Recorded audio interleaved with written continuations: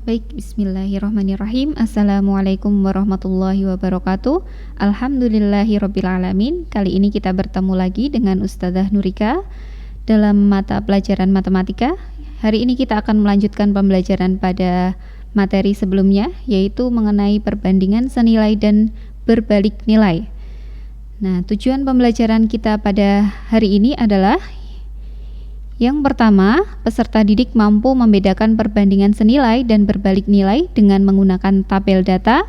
Kemudian yang kedua, membedakan perbandingan senilai dan berbalik nilai dengan menggunakan grafik. Yang ketiga, membedakan perbandingan senilai dan berbalik nilai dengan menggunakan persamaan. Dan yang keempat, kalian nanti bisa menyelesaikan masalah yang terkait dengan perbandingan senilai dan berbalik nilai dengan menggunakan tabel data, grafik, dan juga persamaan. Jadi secara garis besar tujuan pembelajaran kita pada hari ini adalah membedakan perbandingan senilai dan berbalik nilai. Selanjutnya, mari kita perhatikan contoh berikut. Yang pertama, misalkan dengan 400 gram tepung, ibu dapat menghasilkan 25 kue. Maka, jika ingin membuat 50 buah kue, maka tepung yang dibutuhkan adalah 800 gram. Nah, lalu berapa gram tepung yang diperlukan untuk membuat 125 kue gitu ya. Untuk menyelesaikan permasalahan tersebut, kita dapat menggunakan tabel. Nah, tabelnya seperti apa? Nah, tadi ketika banyak kue yang dibuat itu adalah 25, maka tepung yang digunakan adalah 400 gram. Ketika 50 buah kue yang buat, tepung yang digunakan adalah 800 gram. Kalau kita amati dari 25 ke 50 ternyata tambah 25, sedangkan dari 400 ke 800 bertambah 400. Nah, ini selanjutnya kita buat selanjutnya adalah 75. Jadi kita tambah lagi 25, maka yang bawah kita tambah juga dengan 400. Nah, begitu seterusnya sampai saat ibu itu membuat 125 kue, maka banyak tepung yang dibutuhkan adalah 2000 gram. Nah, itu adalah cara yang bisa kita gunakan untuk menyelesaikan permasalahan tersebut. Nah, jadi tepung yang diperlukan untuk membuat 125 kue adalah 2000 gram atau 2 kilo ya. Nah, permasalahan di atas merupakan contoh perbandingan senilai. Apakah itu perbandingan senilai? Perbandingan senilai adalah perbandingan dari dua buah besaran atau lebih, yang mana apabila nilai dari salah satu besaran itu bertambah atau naik, maka nilai dari besaran yang lain pun ikut bertambah atau naik juga. Nah, tadi banyak kuenya bertambah, maka banyak tepungnya juga ikut bertambah yang diperlukan. Nah, jika kita buat sebuah gambaran, A misalkan adalah banyak kue, sedangkan X-nya adalah banyak tepung. Maka kalau butuh 25 kue, berarti tepung yang dibutuhkan adalah 400 gram. Kemudian kalau membuat B kue, maka yang dibutuhkan adalah Y gram, begitu. Maka ketika A ke B itu terjadi perubahan pertambahan, jadi 25 jadi 50 itu kan bertambah, maka X ke Y-nya pun juga ikut bertambah. Itulah ciri-ciri dari perbandingan senilai. Lalu bagaimana kalau kita ubah ke dalam bentuk perbandingan?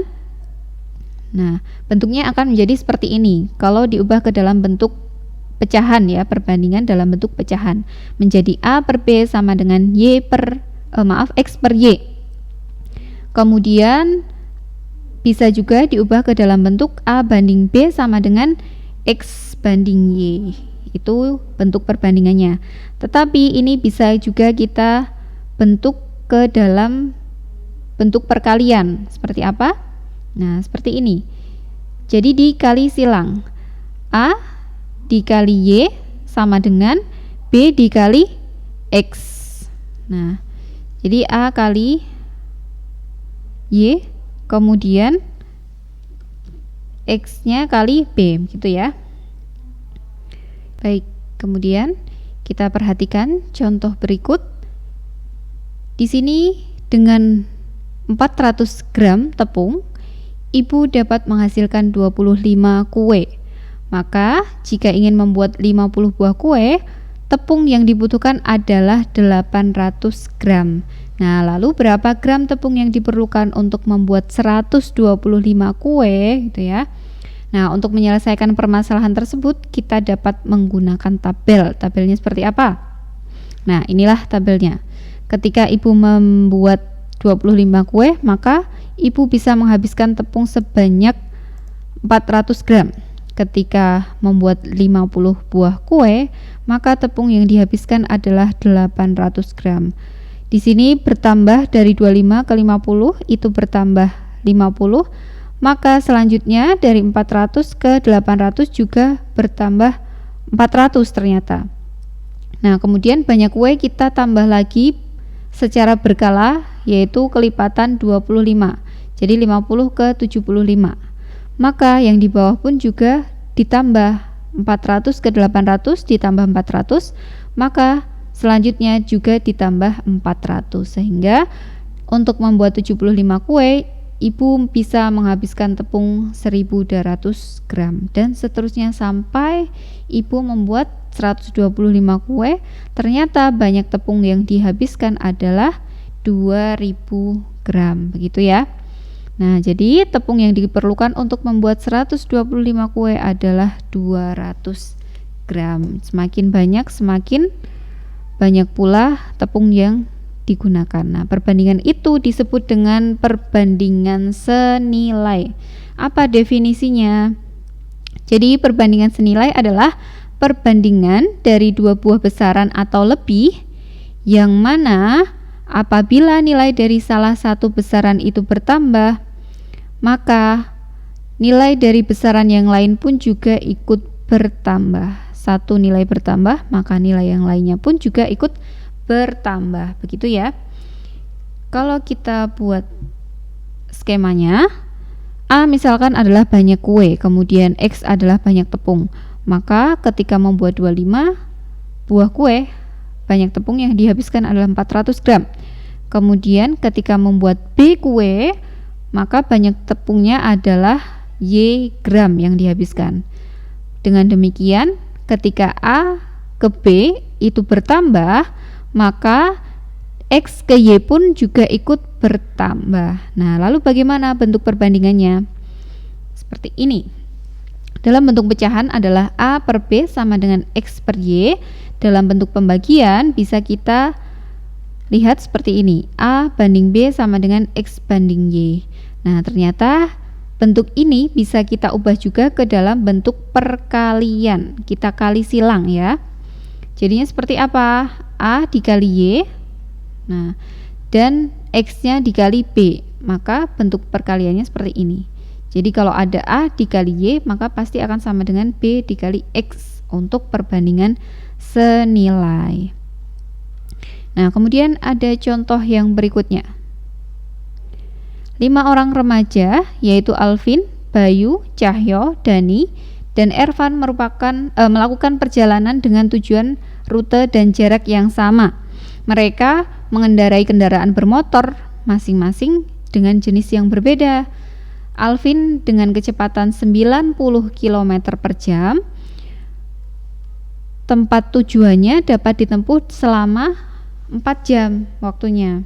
Nah, pertanyaannya, apabila Bayu, Cahyo, dan Dani mengendarai motor dengan kecepatan masing-masing 80 km per jam, 72 km per jam, dan 60 km per jam, berapa lama waktu yang ditempuh mereka untuk sampai di tempat tujuan, gitu ya. Dan selanjutnya yang B, apabila Ervan dapat menempuh tempat tujuan dalam waktu 7,5 jam, berapakah kecepatan Ervan dalam mengendarai motornya? Nah, mari kita lihat, selesaikan permasalahan berikut. Kita bisa menggunakan tabel. Nah, jadi dari permasalahan tersebut kita masukkan ke dalam tabel, maka bentuknya akan seperti ini. Alvin dengan kecepatan 90 km per jam, dia bisa menempuh dalam waktu 4 jam. Nah, Bayu ini belum tahu, yang diketahui baru kecepatannya, sedangkan yang waktunya ini belum tahu, jadi ini masih tanda tanya. Cahyo pun juga waktunya masih tanda tanya. Dani juga iya. Tapi kalau Ervan itu yang tanda tanya atau yang belum diketahui adalah kecepatannya. Sedangkan waktu yang digunakan diketahui 7,5 jam.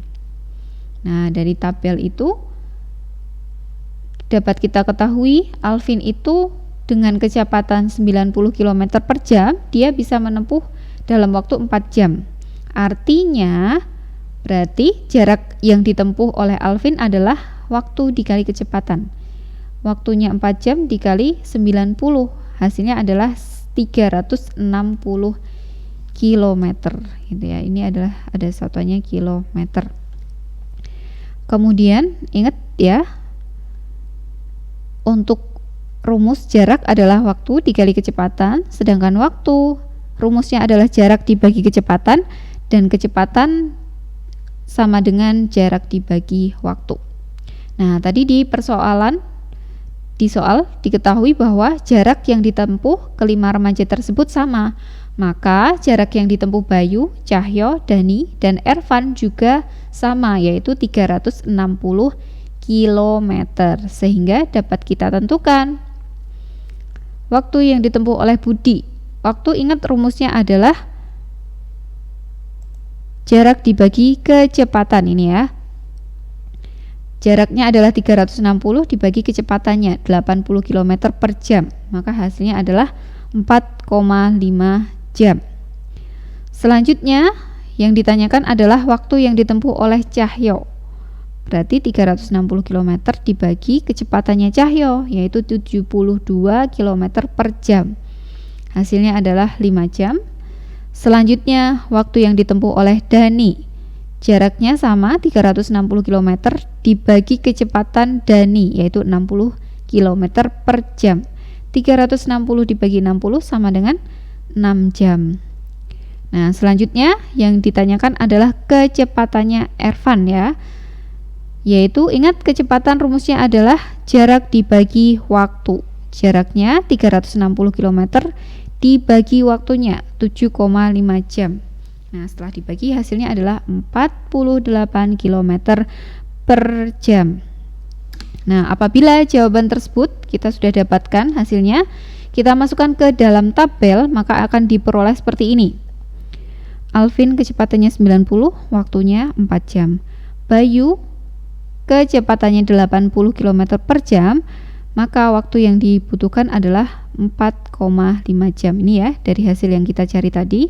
Cahyo 5 jam, kemudian Dani 6 jam, dan Ervan kecepatannya diperoleh 48 km per jam. Nah, jadi bisa kita lihat ya, ternyata ketika kecepatan mengendarai motornya itu semakin kecil, maka semakin besar waktu yang diperlukan untuk sampai ke tempat tujuan. Jadi kebalikannya, kecepatan semakin kecil, waktu semakin besar. Nah, persamaan atau permasalahan di atas merupakan contoh perbandingan berbalik nilai. Apakah definisinya? Jadi, perbandingan berbalik nilai adalah perbandingan dari dua buah besaran atau lebih, yang mana apabila nilai dari salah satu besaran itu bertambah atau naik, maka nilai dari besaran yang lain berkurang. Jadi kebalikannya, yang satu bertambah maka yang satu berkurang. Kalau yang satu berkurang maka yang lain bertambah. Jadi kebalikannya. Jadi gambarannya ada A ke X, kemudian B ke Y. Maka ketika A ke B itu bertambah, nilai yang lain yaitu X ke Y dia akan berkurang. Dalam bentuk perbandingan yaitu seperti berikut. A per B sama dengan Y per X. Kalau tadi perbandingan senilai itu A per B sama dengan X per Y. Nah, sekarang dibalik. Dalam bentuk pembagian menjadi A banding B sama dengan Y banding X. Lalu bagaimana dalam bentuk perkalian? Kita kali silang. A kali X, ini ya. A dikali X dan Y dikalikan B. Maka diperoleh A kali X sama dengan B kali Y. Nah, selanjutnya contoh perbandingan senilai dan berbalik nilai dalam kehidupan kita sehari-hari yang lain. Yang pertama, perbandingan senilai. Contohnya, jumlah barang yang dibeli dengan jumlah uang yang dikeluarkan. Semakin banyak barang yang dibeli, maka jumlah uang yang harus kita keluarkan pun juga akan semakin bertambah. Yang kedua, jumlah tabungan yang disimpan dengan lama waktu menabung. Semakin lama waktu menabung, maka tabungannya akan semakin bertambah. Kemudian yang ketiga, jumlah BBM dalam liter yang digunakan dengan jarak tempuh kendaraan. Semakin banyak BBM yang kita miliki dalam motor, maka motor itu akan semakin dapat menempuh jarak yang lebih jauh, begitu ya. Kemudian contoh perbandingan berbalik nilai. Yang pertama ada jumlah pekerja dengan lama waktu pengerjaan. Jadi misalkan ada sebuah pekerjaan dikerjakan oleh 2 orang, itu dia membutuhkan waktu misalkan 10 hari. Nah, maka ketika pekerjanya itu ditambah misalkan menjadi 5 orang, maka otomatis waktu yang digunakan untuk mengerjakan pekerjaan itu pastinya akan semakin berkurang juga karena dibantu oleh yang lainnya, begitu ya. Yang kedua, jumlah makanan dengan banyaknya anak yang diberi. Yang ketiga, jumlah hewan ternak dengan waktu untuk menghabiskan makanan. Yang keempat, lama waktu untuk menempuh tujuan dengan kecepatan rata-rata dari sebuah kendaraan. Nah, jadi itu adalah contoh-contoh perbandingan senilai dan berbalik nilai dalam kehidupan sehari-hari kita. Selanjutnya, kita akan masuk ke tujuan pembelajaran kita pada hari ini, yaitu perbedaan perbandingan senilai dan berbalik nilai. Pertama, kita lihat dari tabelnya terlebih dahulu. Nah, ini adalah tabel perbandingan senilai yang sudah kita buat tadi. Ada banyak kue dan banyak tepung. Di sini, setelah kita amati, ternyata semakin banyak kue yang dibuat, maka tepung yang dibutuhkan pun semakin bertambah. Maka dalam perbandingan senilai dalam tabel, ketika satu nilai bertambah, maka yang nilai yang lainnya pun ikut bertambah. Tetapi berbeda dengan tabel perbandingan berbalik nilai. Ini adalah tabel yang sudah kita buat tadi ya.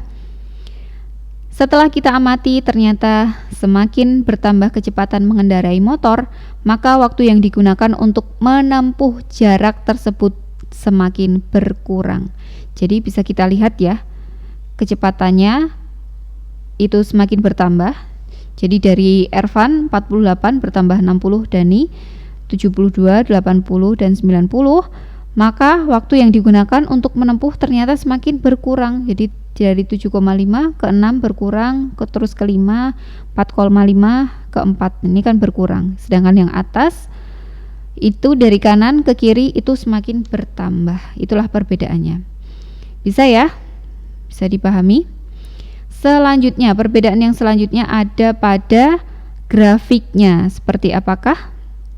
Nah, kita buat dari tabel yang sudah kita punya tadi. Nih, ketika grafik perbandingan senilai itu kita buat, maka ketika banyak kuenya itu dimasukkan di sini ya. Banyak kuenya misalkan 25, di sini ada 25. Maka banyak tepung yang dihabiskan di sini ada 400 gitu. Kemudian kita buat titiknya di sini. Setelah itu kita buat lagi ketika banyak kuenya adalah 50 di sini. Maka banyak tepung yang dihabiskan adalah 800. Jadi dari sini. Nah, maka diperoleh titik temunya di sini. Nah, ini kita buat selanjutnya, kita buat ketemu titik di sini, dan di sini. Ketika kita hubungkan, maka akan membentuk sebuah garis lurus. Itulah perbandingan senilai grafiknya. Jadi berbentuk lurus gitu ya. Kemudian perbandingan berbalik nilai grafiknya seperti apa? Caranya sama seperti tadi.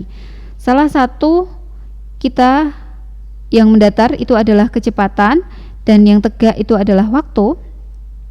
Nah, ketika kecepatannya itu adalah yang kita ketahui, misalkan di sini 48.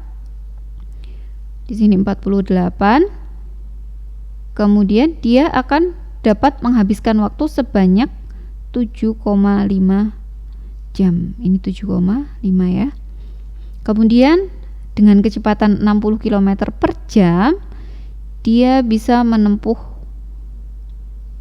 dengan waktu 6 jam, dan seterusnya. Kita buat titik-titik seperti ini. Nah, setelah selesai kita hubungkan titiknya. Nah, pasti akan membentuk sebuah garis lengkung yang menghubungkan, saling menghubungkan. Itulah grafik dari perbandingan berbalik nilai. Jadi terlihat ya perbedaannya. Kita lanjutkan dengan perbedaan yang ketiga, yaitu dilihat dari persamaannya. Oke, dari tabel ini perbandingan senilai. Kita bagi tepung, banyak tepung dibagi dengan banyak kue. Yang kolom pertama ada 400 gram tepung dibagi dengan banyaknya kue, yaitu 25, sesuai kolomnya ya. Maka ternyata hasilnya adalah 16. Kemudian yang kedua, banyak tepungnya adalah 800 dibagi dengan banyak kuenya 50. Ternyata hasilnya juga sama dengan 16. Kolom ketiga juga 16 ternyata. Keempat demikian sama, kelima juga 16. Lalu kemudian kita misalkan banyak kuenya adalah X ini, kemudian banyak tepungnya adalah Y. Pasti nanti Y dibagi X hasilnya pun juga sama, adalah 16.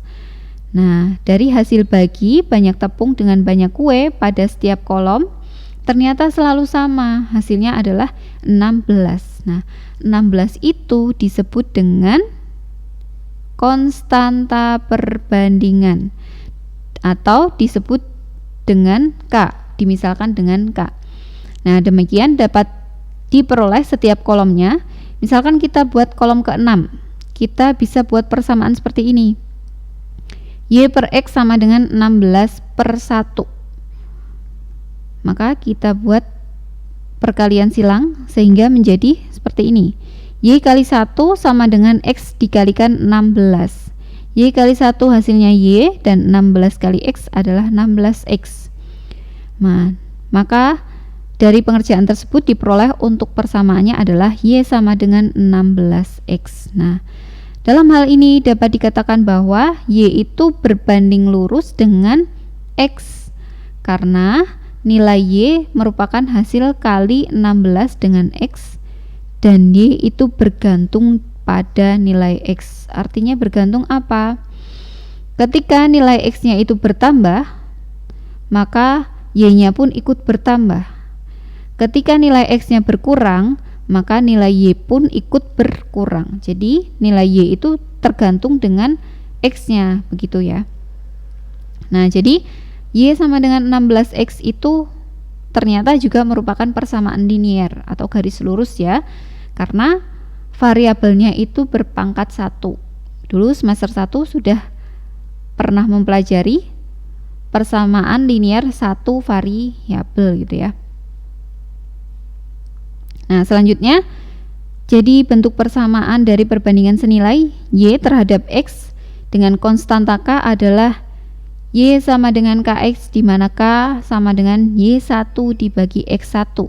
Syaratnya X1 tidak boleh sama dengan 0. Misalkan kalian di kalkulator begitu ya, kalian membagi bilangan tertentu, misalkan 5 dibagi 0, maka kalkulatornya akan error atau terjadi kesalahan dan tidak terdefinisikan gitu. Nah, dapat dikatakan bahwa Y itu berbanding lurus terhadap X. Ini adalah persamaan dari perbandingan senilai. Selanjutnya, bagaimana dengan persamaan perbandingan berbalik nilai? Nah, dari yang tabel tadi, kita kalikan waktu dengan kecepatan. Jadi waktunya yang Alvin itu adalah 4 jam dikali dengan kecepatannya, yaitu 90 km per jam. Hasilnya ternyata adalah 360. Kemudian Bayu 4,5 dikalikan 80, ternyata hasilnya sama, 360 juga. Dan seterusnya, nanti kalian bisa cek benar nggak hasil kalinya adalah 360. Kemudian kita lanjutkan kolomnya. Misalkan ada nama A, B, C, D. X-nya misalkan dari kecepatan, kemudian waktunya dimisalkan dengan Y. Maka hasil kali kecepatan dengan waktu, jadi kecepatan dikalikan waktu, X dikalikan Y, ternyata hasilnya selalu sama atau tetap, yaitu 360. Nah, 360 inilah disebut dengan konstanta perbandingan dan dapat dinyatakan dengan K, dimisalkan dengan K. Dengan demikian dapat diperoleh setiap kolomnya. Misal kolom ke-6, kita ambil kolom ke-6, dapat dinyatakan sebagai berikut.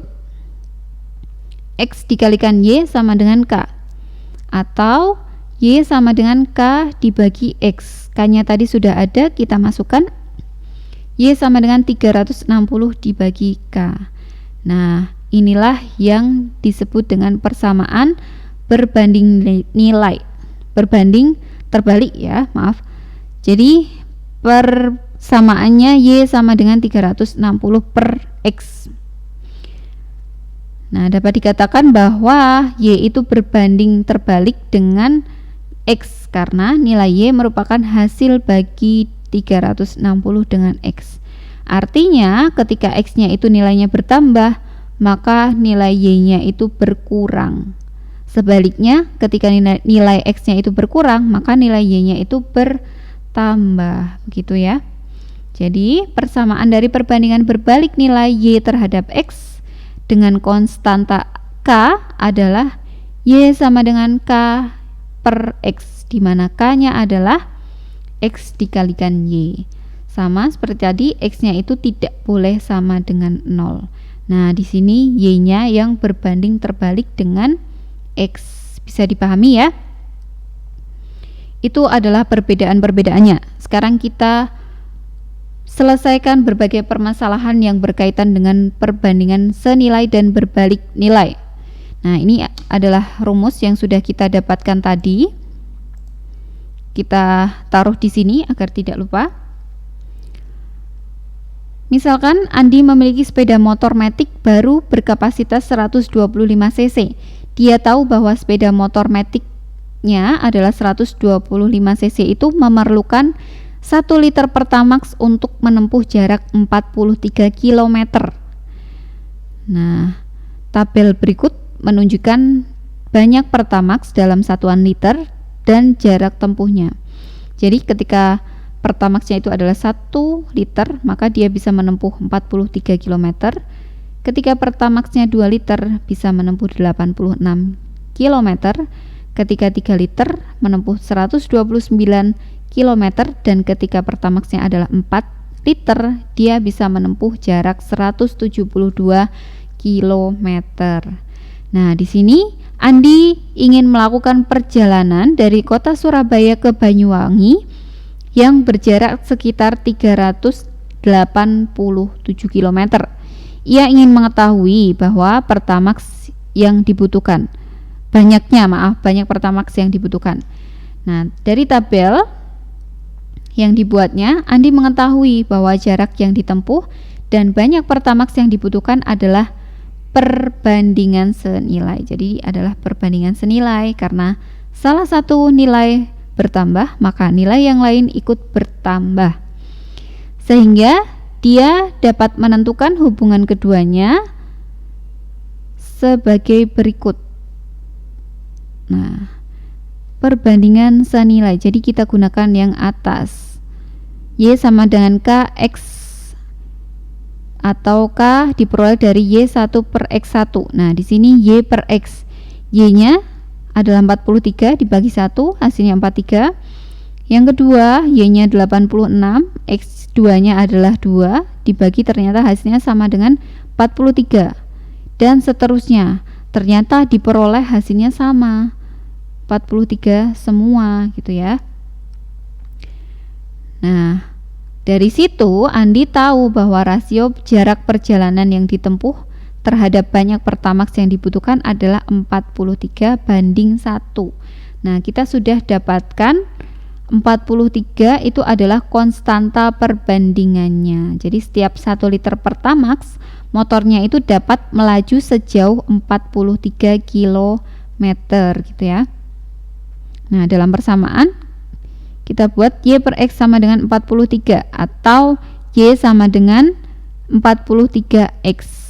Nah, karena Y itu adalah jarak yang ditempuh dan X ya, di sini maksudnya adalah tidak ada di situ, X adalah banyak pertamax. Nah, di sini ada keterangan X banyak pertamax, maka dapat disimpulkan bahwa jarak yang ditempuh sama dengan 43 dikali banyak pertamax. Nah, tadi di soal ternyata yang diminta adalah jarak yang ditempuhnya adalah 387 kilometer. Maka banyak pertamaxnya berapa gitu ya. Jarak yang ditempuh kita ganti persamaannya dengan 387 sama dengan 43x. Maka x dapat kita cari dengan 387 dibagi 43, hasilnya adalah 9. Jadi untuk menempuh perjalanan sejauh 387 km dibutuhkan 9 liter pertamax. Begitu. Bisa dipahami ya, mudah insya Allah. Selanjutnya ada contoh lagi. Di sini ada grafik yang melengkung, berarti dia adalah grafik perbandingan berbalik nilai. Nah, diketahui titik C-nya itu adalah 6,20. Jadi di sini ada titik 6,20, titiknya C. 6 itu sebagai X-nya, koordinat X, dan 20 itu adalah koordinat Y-nya. Tentukan persamaan grafik tersebut, dan yang kedua tentukan nilai Y jika X-nya itu sama dengan 7,5. Kita selesaikan. Karena perbandingan berbalik nilai, kita gunakan yang rumus perbandingan berbalik nilai, yaitu Y sama dengan K sama per X, K-nya diperoleh dari X dikalikan Y. Di sini tadi ada titik C yang punya X, punya Y. Tinggal kita kalikan, 6 dikalikan dengan 20. Hasilnya adalah Y sama dengan 120 per X. Nah, disinilah persamaan dari grafik tersebut, yaitu Y sama dengan 120 per X. Itu adalah persamaannya. Kemudian yang selanjutnya, nilai X sama dengan 7,5. Yang ditanyakan nilai Y-nya ketika X-nya adalah 7,5. Maka Y-nya sama dengan, kita gunakan persamaan yang sudah kita peroleh tadi di sini ya. Kita gunakan untuk mencari nilai Y-nya. X-nya tinggal kita ubah dengan 7,5. Jadi 120 dibagi 7,5 hasilnya berapa? 16. Nah, jadi jika nilai X-nya itu sama dengan 7,5, maka nilai Y-nya sama dengan 16. Mudah ya? Insya Allah mudah. Nah, seperti biasa, integrasi Islam terpadu. Jadi keterkaitan antara matematika dengan Al-Quran itu seperti apa? Apakah ada? Nah, ternyata ada di Quran surat Al-Anfal ayat 65 sampai 66. Tentang materi perbandingan seperti apakah? Di sini ada terjemahan, yaitu wahai Nabi Muhammad, kobarkanlah semangat para mukmin untuk berperang. Jika ada 20 orang yang sabar di antaramu, niscaya mereka akan dapat mengalahkan 200 orang musuh. Nah, di sini ada perbandingan. Ketika 20 orang, dia mampu mengalahkan 200 orang musuh. Dan jika ada 100 orang yang sabar di antaramu, niscaya mereka akan dapat mengalahkan 1000 dari orang kafir. Nah, 20 ke 100 ini dikali 5. Nah, 200 ke 1000 ini juga dikali 5. Ini adalah contoh perbandingan senilai ya. Masya Allah, ternyata sudah ada di Al-Quran materi perbandingan ini. Selanjutnya, sekarang Allah telah meringankan kepadamu dan Dia telah mengetahui bahwa padamu ada kelemahan. Maka jika ada di antaramu 100 orang yang sabar, di sini ada 100 orang, niscaya mereka akan dapat mengalahkan 200 orang kafir. Nah, kemudian jika di antaramu ada 1000 orang yang sabar, di di sini ada 1000 orang yang sabar, maka niscaya mereka akan dapat mengalahkan 2000 orang. Itu ya, dengan seizin Allah, dan Allah beserta orang-orang yang sabar. Masya Allah. Semoga dengan kita mengetahui integrasinya dengan Al-Quran, kita semakin semangat menambahkan motivasi dalam diri kita untuk semangat belajar matematika, dan harapannya juga bisa menambah ketakwaan kita kepada Allah Subhanahu wa taala. Sekian materi hari ini, semoga bermanfaat. Jika ada yang belum paham, silahkan untuk diulang videonya. Jika masih belum bisa dipahami lagi, bisa bertanya kepada ustadz-ustadzahnya masing-masing. Sekian, terima kasih. Sampai bertemu lagi dengan Ustadzah Nurika. Wassalamualaikum warahmatullahi wabarakatuh. Jangan lupa like dan subscribe.